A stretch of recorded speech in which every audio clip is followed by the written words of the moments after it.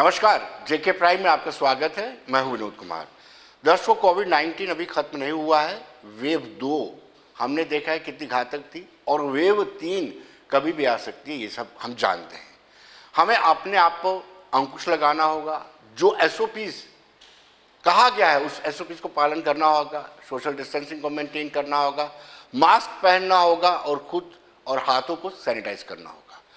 कश्मीर में हमने देखा कि सामूहिक जो मस्जिद में सामूहिक नमाज अता की जाती थी उस पर रोक लगाया गया। तो बड़ी बड़ी मस्जिदें थी, दरगाहें थी, लेकिन आहिस्ता आहिस्ता हमें बाज़ारों पर भी अंकुश लगाना पड़ेगा। हम अगर बाज़ारों की स्थिति देखें, बाज़ारों में इतनी सख्ती एडमिनिस्ट्रेशन की तरफ से नहीं की जा रही है।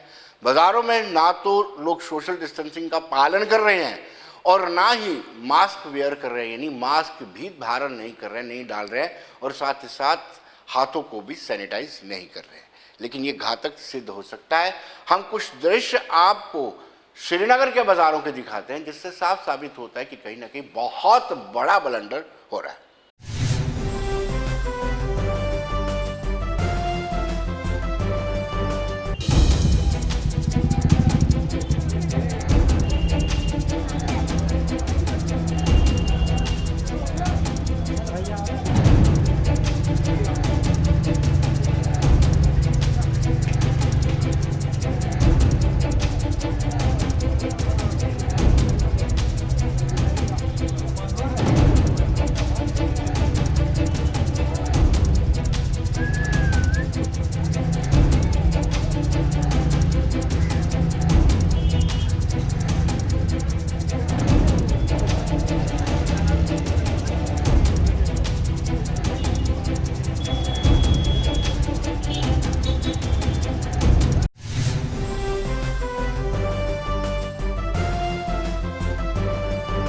बस कुछ ही दिनों बाद जन्माष्टमी भी होने वाली है। जन्माष्टमी एक बड़ा त्यौहार है और इसमें धार्मिक आस्था जुड़ी हुई है।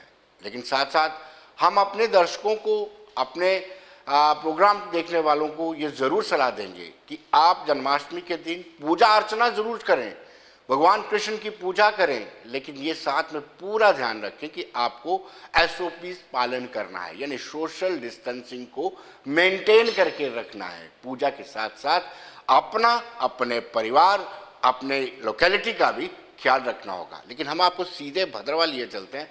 भद्रवा में भी कुछ ऐसे दृश्य दिखाते हैं जिसमें लोगों को भय ही नहीं है कि wave 3, wave first, wave second को हमने देखा है, बड़ी करीबी देखा है। वेव फर्स्ट से ज़्यादा नुकसान वेव सेकेंड में हुआ। वेव 3 और भी घातक हो सकती है। इसलिए हमें हिदायत बरतनी होगी, हमें कुछ जो प्रिकॉशंस लेने हैं वो लेने होंगे।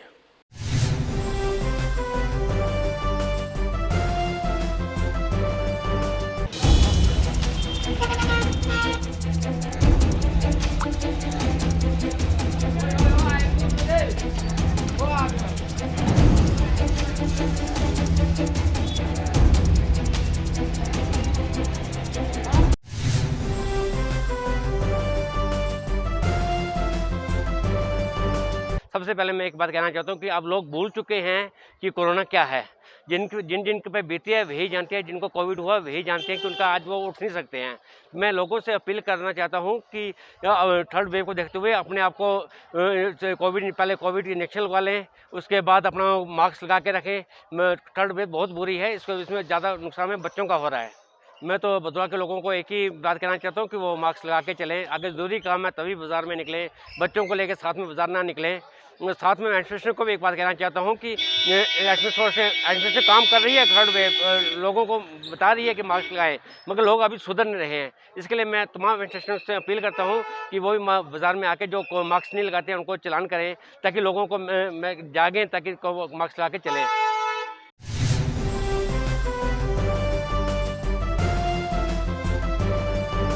दर्शकों, भद्रवा में अधिकारियों को कहना है कि कहीं ना कहीं पूरा प्रयास किया जा रहा है। लोग लापरवाही करते हैं, हम उन पर अंकुश भी लगाने का प्रयास करते हैं। उन्होंने आगाह किया है लोगों को कि आप खुद ही संयम बरतें और एसओपीज का पालन करें।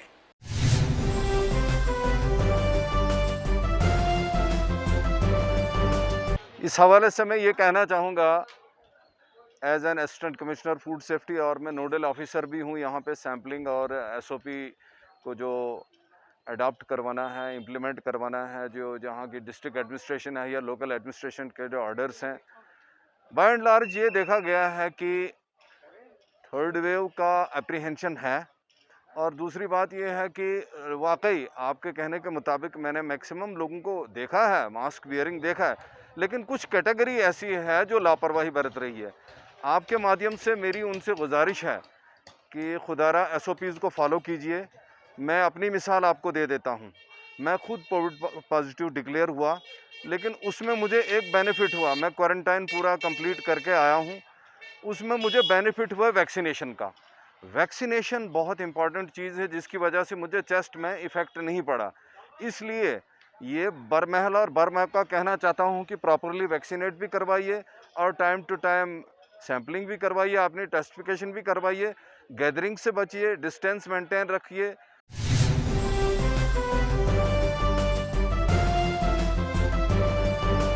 यानी हालात काबू में नहीं है, ये हमें मान के चलना चाहिए। केसेस कम आ रहे हैं, लेकिन जैसे वर्ल्ड हेल्थ ऑर्गेनाइजेशन कह रही है, स्वास्थ्य मंत्रालय कह रहा है, केंद्रीय स्वास्थ्य मंत्रालय कह रहा है, जैसे प्रधानमंत्री वक्तन वक्तन कह रहे हैं कि हमें वेव 3 से बचना है, वैसे ही हमें बचना भी है। किश्तवाड़ में भी मामले आ रहे हैं।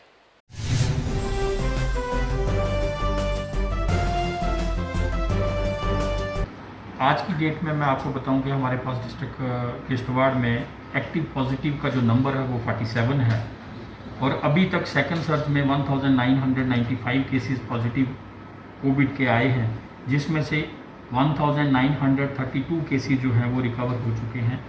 एक नई अलार्मिंग सिचुएशन आ रही है, जिसमें अभी रिसेंटली 2 दिन पहले हमारे पास डेली 10-10 केसेस आए हैं और 3 माइक्रो कंटेनमेंट जोन बनाए गए हैं।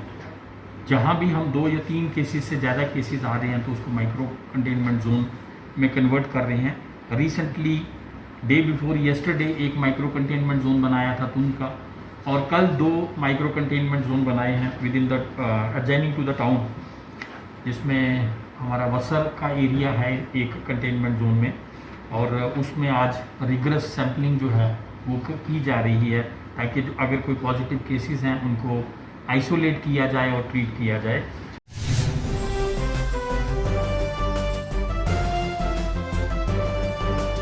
दर्शकों, अब हम बात करेंगे बार एसोसिएशन की इलेक्शन की।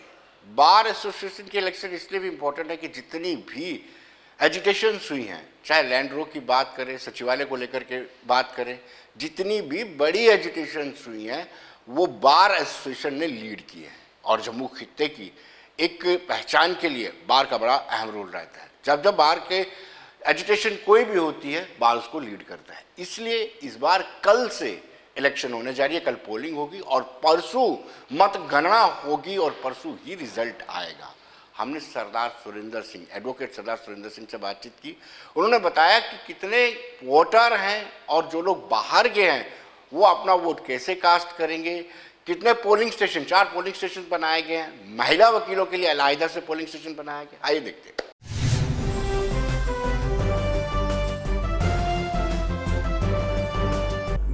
जम्मू कश्मीर बार हाईकोर्ट बार एसोसिएशन के इलेक्शन जो है कल पोलिंग है।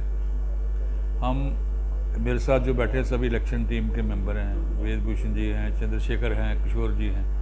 इलेक्शन की तैयारी हमने मुकम्मल पूरी कर ली है। 1475 वोटर हैं, 4 हमने बूथ बनाने हैं। कल आज हम पोस्टल बैलेट ले रहे हैं। 80, 75, 75, 76 पोस्टल बैलेट जिन्होंने वकीलों ने बाहर जाना है, उन्होंने एमरजेंसी दिखाई है, उनको हमने उनको पोस्टल बैलेट दिया और वोट बैलेट ले लिया है। बाकी जो कल सुबह 10 बजे पोलिंग शुरू होगी, 4 बजे तक पोलिंग होगी। उसमें 1400 के करीब जो 1500 के करीब जो वोटर अभी रहता है वो 4 बूथ्स में वोट डालेगा। एक बूथ से 5 ए बूथ में 400 तक, बी सी डी ऐसे 4 बूथ बनाए हैं। लेडीज़ एडवोकेट्स के लिए अलग बूथ बनाया है, ठीक है।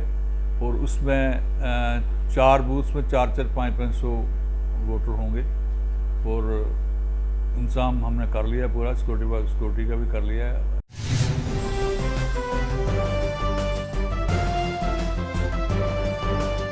उनके सहयोगी चंद्रशेखर गुप्ता से भी हमने बातचीत की और उन्होंने बताया कि कितनी तारीख और कितने लोग फ्रेम में हैं, यानी 14 लोग फ्रेम में हैं। उन्होंने बताया, उन्होंने कहा कि हर एक व्यक्ति को पूरा अवसर दिया गया है, लेकिन MCC model code of conduct का पालन जरूर करना पड़ेगा।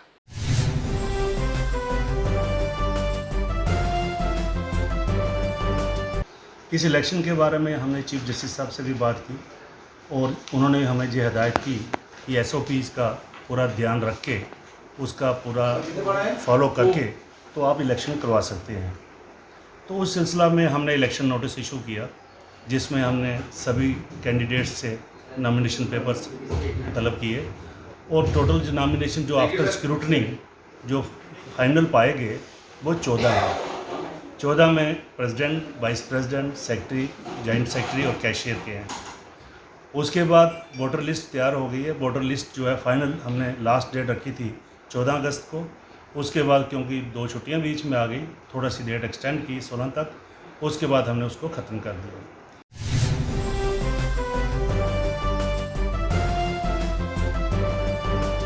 वकला की माने, यानी वकील जो है वहाँ पर, उनकी माने तो हम अच्छी टीम चाहते हैं। उन्होंने कहा कि सब के सब जो फ्रेम हैं सब बेस्ट हैं, लेकिन वो हमारे परिवार के बड़े होंगे, इसलिए हम उनसे बड़ी एक्सपेक्टेशन रखते हैं कि वो आकर के जो हमारी समस्या है उनका निवारण करें।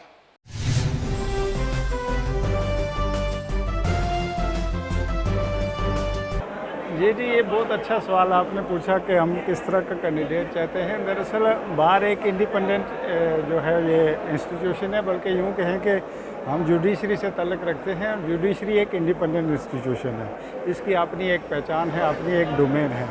तो हम चाहते हैं कि इस तरह का कैंडिडेट आए जो हमारा जो फैमिली है, हमारी जो लायर्स की एक फैमिली है, उनके जो मसाइल हैं उनको उनकी देख रेख करे, उनको सॉल्व करे, जो भी ग्रीवेंस हैं उनको रिड्रेस करे। जी, ऐसा है कि ये लगभग कोरोना से पहले हमारा जो टाइम था इलेक्शन होनी चाहिए थी, लेकिन नहीं हो पाई, किसी कारण से वो डिले हो गई।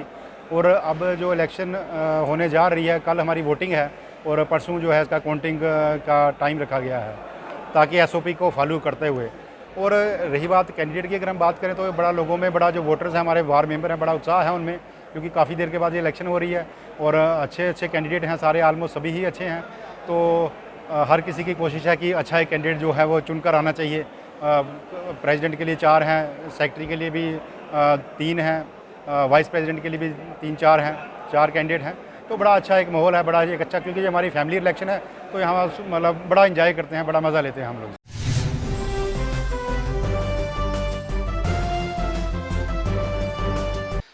दर्शकों, एक्स सर्विसमैन लीग के साथ एफिलिएशन करने वाले वो लोग आज भी मायूस हैं, उदास हैं। इन्होंने अपनी मेहनत की कमाई का पैसा लीग में लगाया था और लीग ने उनको आश्वासन दिया था कि आपको अच्छी जगह पर प्लॉट दिए जाएंगे, ताकि आप भी, ये सारे वो लोग हैं जो बॉर्डर्स पर रहते हैं और बॉर्डर्स पर रहते हैं, उनको उम्मीद जगी थी। 1998 में एक नोटिफिकेशन निकला था, इश्तिहार निकला था, जिसमें ये कहा गया था कि जो सेवा में है, रिटायर्ड है, वो पैसा दे करके प्लॉट खरीद सकता है। लेकिन आज 2003 में लॉटरी सिस्टम हुआ। लॉटरी सिस्टम में लोगों के प्लॉट तो निकाले गए, लेकिन इन पूर्व सैनिकों को प्लॉट अभी तक नहीं मिल पाए।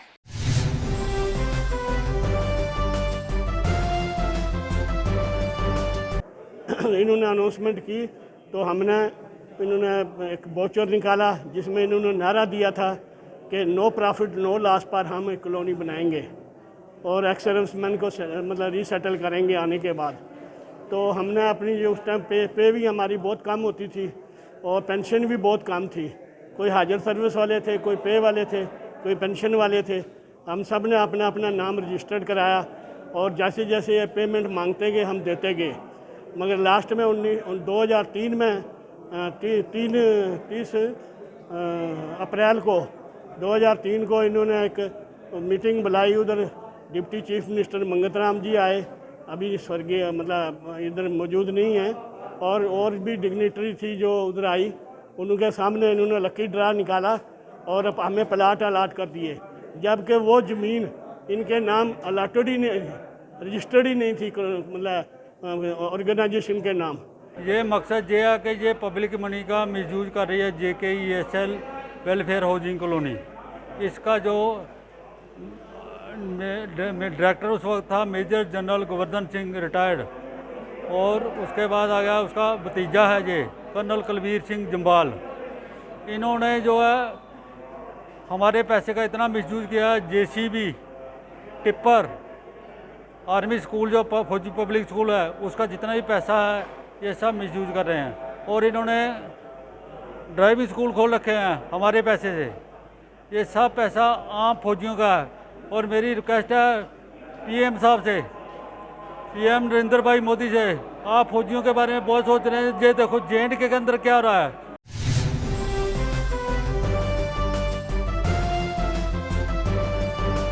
दर्शकों, चर्चा का विषय बना हुआ है कि जनरल हाउस की मीटिंग आखिर क्यों नहीं हो रही है। मैं जनरल हाउस जम्मू नगर निगम की बात कर रहा हूं। कल ही प्रोटेस्ट किया था, प्रेस कॉन्फ्रेंस की थी और कहा था कि कहीं ना कहीं जो जम्मू नगर निगम के मेयर हैं वो पूरी तरह विफल रहे हैं। आइए पहले देखते हैं कल क्या कहा था।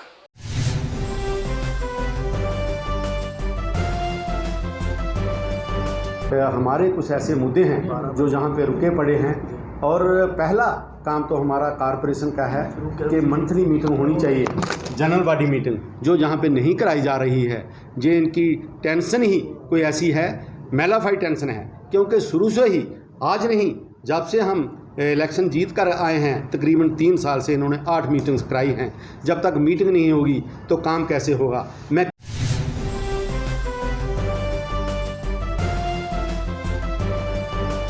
दर्शकों, इस बाबत हमने डिप्टी मेयर पूर्णिमा शर्मा से बातचीत की।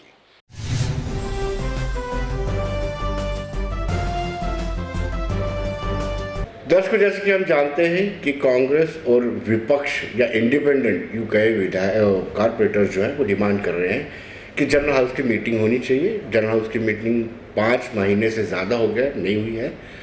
और इस वक्त हमारे साथ डिप्टी मेयर एडवोकेट पूर्णिमा शर्मा हमारे से जुड़ चुके हैं। पूर्णिमा जी, क्या वजूहत है कि जनरल हाउस की मीटिंग नहीं हो पा रही है और विपक्ष या इंडिपेंडेंट उम्मीदवार, इंडिपेंडेंट कॉर्पोरेटर्स कहीं कांग्रेस के कहीं, वो डिमांड कर रहे हैं कि जनरल हाउस की मीटिंग होनी चाहिए?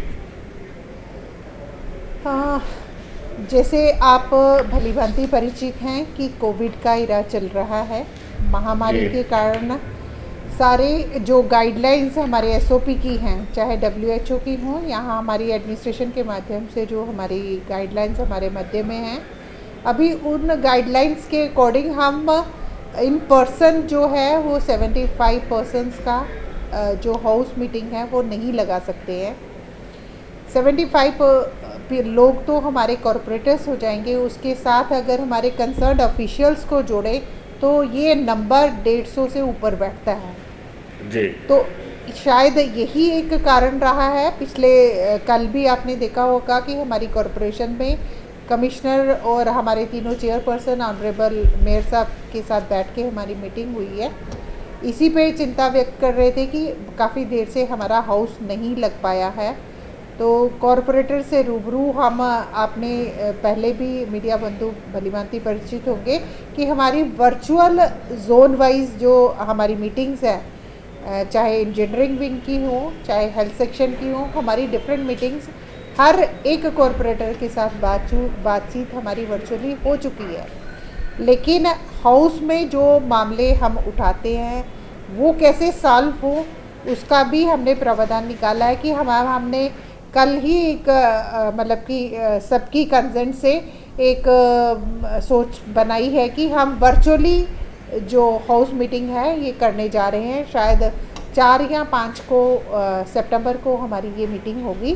डायरेक्शंस जो हैं वो ऑनरेबल मेयर साहब जी के माध्यम से एक कमिश्नर जी को दे दी गई हैं ताकि एक प्रॉपर एजेंडा या उसकी जो प्रोसेस रहेगा उसको फॉलोअप जो है वो कमिश्नर कर लें। लेकिन पूर्णिमा जी, कहीं ना कहीं एक बात जब सामने आती है कि अगर लोकसभा का सत्र हो सकता है, आप 15 अगस्त को सेलिब्रेट करने के लिए आप स्टूडेंट्स को भारी मात्रा में बुला सकते हैं, तो क्या ये सत्र नहीं बुलाया जा सकता? 70 विनोद जी 70 नहीं है। मैंने जैसे आपको कैलकुलेट करके, कल भी हम बैठे थे तो यही संख्या कैलकुलेट कर रहे थे कि हाउस लगाने का जो मेन हमारा लक्ष्य रहता है कि हमारे कंसर्न्ड ऑफिशियल्स, हमारे सेक्रेटरीट से जो हमारे कंसर्न डिपार्टमेंट्स रहते हैं, वो सब लोग डाल के हमारा जो गिनती बैठती है वो 100 से ऊपर बैठती है। According to SOP I don't think कि ये हमारी गाइडलाइंस के अनुसार हम ये हाउस की परमिशन हमें नहीं मिल पा रही थी। कल भी कमिश्नर ने यही हमारे साथ डिस्क्लोज़ किया और एक कोशिश कर रहे हैं कि सब कॉरपोरेटर्स के द्वारा वर्चुअली हम बैठें और उनकी जो दिक्कतें हैं वो उसको रेज़ कर पाएँ वर्चुअली हम बैठ के, तो उनके साथ बात कर पाएँ। तो पूर्णिमा जी, क्या आपको नहीं लगता है कि वर्चुअली पहले हो जाना चाहिए था? 5 महीने बड़ा लंबा स्पैन है और वाकई में जो विपक्ष के लोग वो लगातार ये डिमांड करते आ रहे हैं।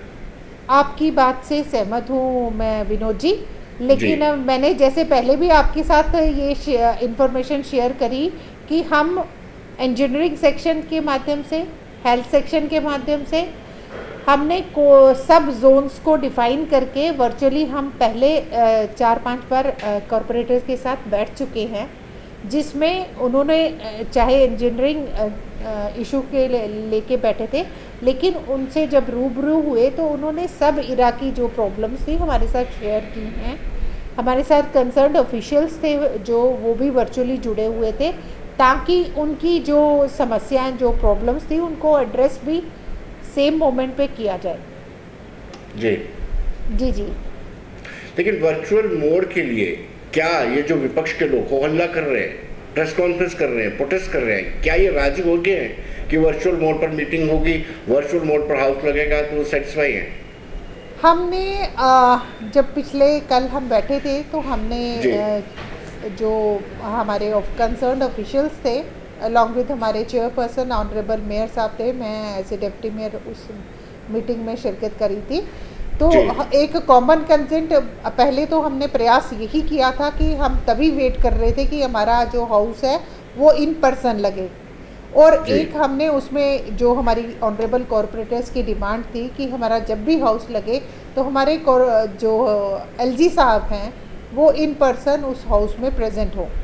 LG साहब, हमारे कमिश्नर सेक्रेटरी हाउसिंग, सारे जन जो है वो उस मीटिंग में प्रेजेंट हो। तो हमने शायद आपने देखा होगा कि थोड़ी देर पहले हम LG साहब के साथ हमने मीटिंग करी थी और हमने उनको बोला था कि हमारा नेक्स्ट हाउस जब भी लगेगा LG साहब इन पर्सन हमारे साथ उस हाउस को डाइस को शेयर करेंगे, ताकि जो भी डिमांड्स हमारी ऑनरेबल कॉरपोरेटर्स की रहे उनको एड्रेसिंग सेम मोमेंट पर LG साहब से भी हो जाए और हमारे हाउसिंग कमिश्नर के माध्यम से भी हो जाए। तो वही वेट करते करते अब 5 महीने हो गए, SOPs में कोई चेंज नहीं आया।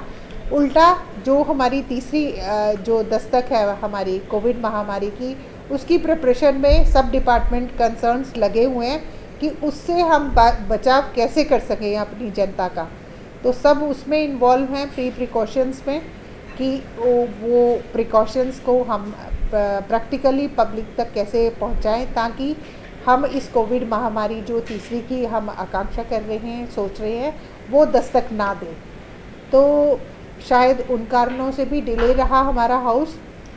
तो अगर वर्चुअली लगता है तो हमारा प्रयासरत रहेंगे कि हमारे ऑनरेबल कॉरपोरेटर्स के माध्यम से जो उनकी प्रॉब्लम्स रेज हों, तो कंसर्न्ड ऑफिशियल्स को हमने सबको डायरेक्ट कर दिया था पिछले कल ही कि सबको वर्चुअली मोड से ज्वाइन कराया जाए, ताकि हाउस को फिज़िकली लगे हमारे ऑनरेबल कॉरपोरेटर्स को कि उनकी समस्या को एड्रेस किया गया। क्या LG मनोज कुमार सिन्हा ने आपको कंसेंट दे दी है कि अगर हाउस लगता है, जनरल हाउस की मीटिंग होती है तो वो आएंगे? क्या ऐसा संभव है कन्वेंशन सेंटर में इसको कन्वीन किया जाए?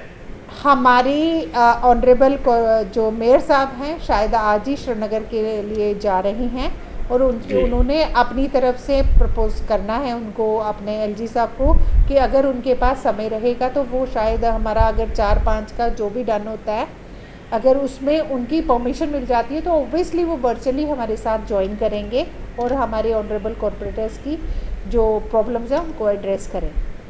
जो विपक्ष आरोप लगा रहा है कि बड़ी धांधलियां हुई हैं, भ्रष्टाचार हुआ है, इसलिए जनरल हाउस की मीटिंग नहीं लगाई जा रही है, नहीं की जा रही है? अरे ऐसी कोई बात नहीं है विनोद जी, जी दाखिलियाँ हुई हैं या whatever be the it is the in house be the problems addressed by the commissioner itself.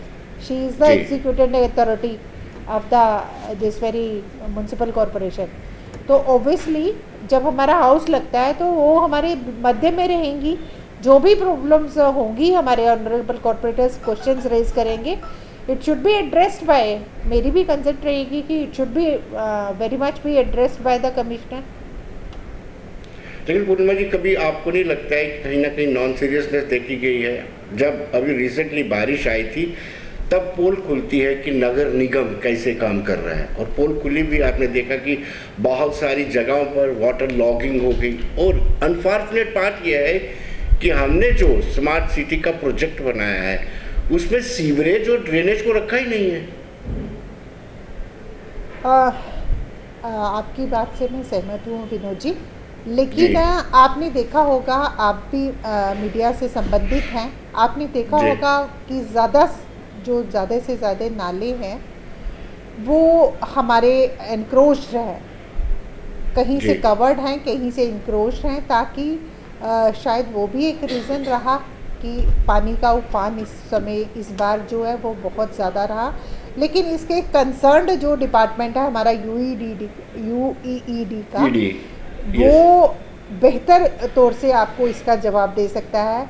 या हमारे जो हेल्थ सेक्शन के चेयरमैन हैं बंटी जी, हमारे नरेंद्र बंटी जी, वो इस सेक्शन को देखते हैं, वो ज़्यादा आपको ब्रीफ मतलब कि काफ़ी आपको इसका संज्ञान दे सकते हैं कि क्या कारण रहे, किन कारणों से पानी हमारे इस सेक्शन में इस बार जो है उफान पे रहा, या क्या बैकफुट पे म्युनिसिपल कॉरपोरेशन.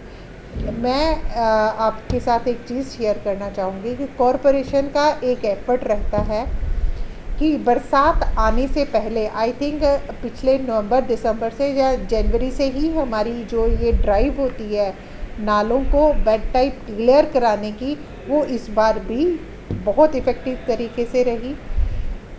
किन कारणों से ये पानी रहा, मैं बेहतर इसका जवाब जो है इसको प्रैक्टिकली जो हैंडल कर रहे हैं हमारे नरेंद्र बंटी जी, हमारे जो चेयरपर्सन हैं हेल्थ सेक्शन के, वो ज़्यादा, क्योंकि सीटीओ सेक्शन वो होल्ड करते हैं, वो ज़्यादा बेहतरी आपको इसको एड्रेस कर सकेंगे. लेकिन साथ जुड़ता सवाल, उसका जवाब मुझे नहीं मिल पाया कि स्मार्ट सिटी में ड्रेनेज और सीवरेज सिस्टम को इनकॉर्पोरेट नहीं किया गया है. विनोद जी, मैं इसके लिए मैं इंक्वायर करूँगी. Commissioner is the concern CEO for this very smart city project.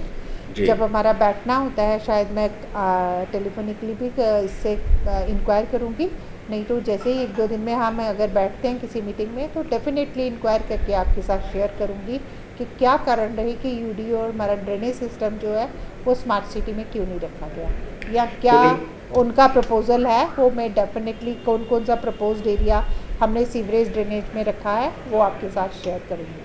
पूर्णिमा जी, शुक्रिया, धन्यवाद, थैंक यू. बहुत बहुत शुक्रिया.